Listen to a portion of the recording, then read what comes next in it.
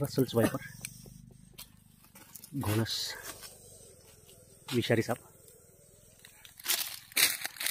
आता 3 Russell's viper rescue केलेत विहिरीतनं, ते 2 आणि हा एक तिसरा. कुकरच्या शिट्टीसारखा जोरात आवाज करणारा योगेश काय पोटरे योगेश पोत्रे यांच्या विहिरीतनं आता काढले हे घोणस.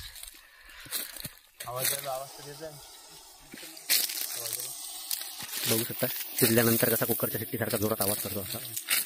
ही मादी असावी आणि जे आधीचे 2 तुम्ही बघितले ते दोन्ही नर आहेत, कारण मादी जी आहे ती लांबीला मोठी असते नरांच्या कंपॅरिझनमध्ये.